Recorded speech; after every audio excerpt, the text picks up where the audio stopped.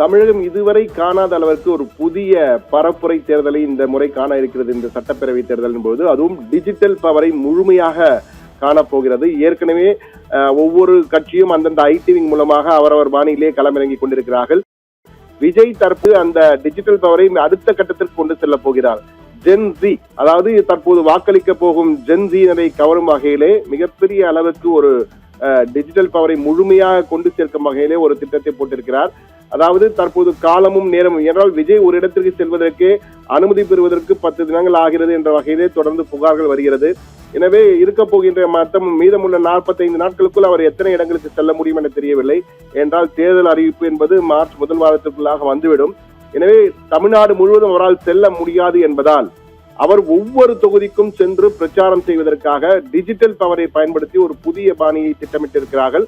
அதாவது 234 தொகுதிகளுக்கும் வேட்பாளர்களை தற்போதே விஜய் கிட்டத்தட்ட தேர்வு செய்துவிட்டார்.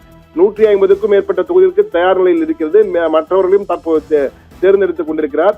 234 தொகுதிகளுக்கான வேட்பாளர்களையும் தேர்வு செய்துவிட்ட பிறகு விஜய் கூட்டணி இருந்தாலும் சரி, கூட்டணி இல்லாவிட்டாலும் சரி, கூட்டணி இருந்தால் பிறகு குறைத்துக் கொள்வார்கள் தாவேகாவின் வேட்பாளர்களை.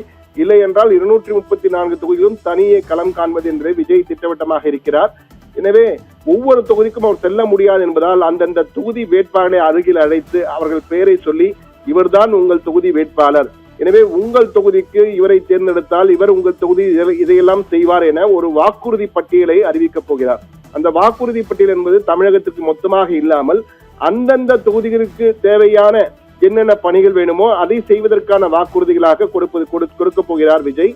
அதற்கேற்ப அந்தந்த வேட்பாளருடன் அவர் நின்று அந்த வேட்பாளரை அறிமுகம் செய்து இவர் தாவேகாவின் சார்பில் நிற்கப் போகிறார், தாவேகாவின் சார்பில் என்றாலும் விஜயே நிற்பது போல் இவர் நிற்கப் போகிறார் என்ற கருத்தினை கூறி உங்கள் தொகுதியிலே, உதாரணத்திற்கு பண்ருட்டி தொகுதி என்றால் பண்ருட்டி தொகுதியிலே இந்த பிரச்சனைகளுக்கு நாங்கள் தீர்வு தருவோம், இந்த பிரச்சனைகளுக்கு விடுவு காலம் பிறக்கும் உங்களுக்கு என்ற வகையில் ஒரு பட்டியலை இட்டு அந்த வாக்குறுதிகளை தந்து ஒவ்வொரு தொகுதிக்கும் அது போன்று செய்ய இருக்கிறார். 234 தொகுதிகளுக்கும் செய்து ஒரே நேரத்தில் 234 தொகுதிகளும் விஜய் பேசுவார்.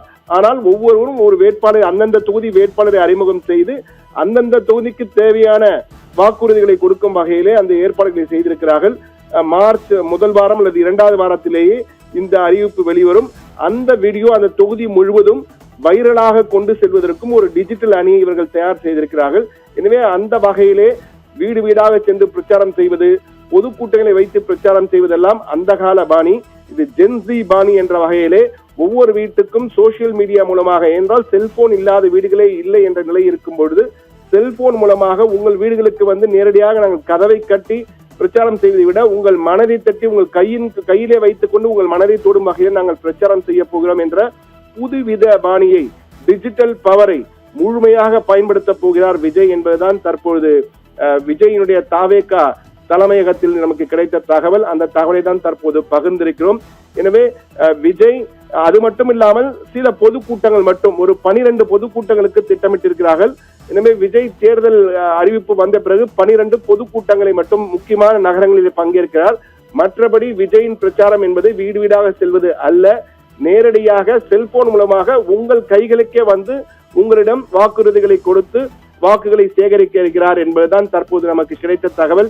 இந்த டிஜிட்டல் பவர் பாணி பிரச்சாரத்தை முழுமையாக கொண்டு செல்வதற்காக ஒரு சிறப்பு அணியை டெல்லியில் இருந்து களமிறக்கி இருக்கிறார்கள். ஏற்கனவே விஜய்க்கு 3-4 ஐடி டீம்கள் வேலை செய்து கொண்டிருக்கின்றன. தற்போது டெல்லியிலிருந்து வந்திருக்கின்ற சிறப்பு டீம் இந்த பிரச்சாரங்கள் ஒவ்வொரு செல்போனுக்கும் சென்று சேர்வதை உறுதி செய்யும் வகையிலே திட்டமிட்டு பணியாற்றப் போகிறது என்ற வகையில் தகவலும் நமக்கு கிடைத்திருக்கிறது. எனவே விஜய் டிஜிட்டல் பாணியிலே இந்த முறை பரப்புரையில் ஈடுபட போகிறார். அவர் சினிமாவிலே மற்ற ரசிகர்களை கவர்ந்தது போல வாக்காளர்களை கவர்வாரா இல்லையா என்பது வரப்போகும் தினங்களில் நமக்கு தெரிய வரும்.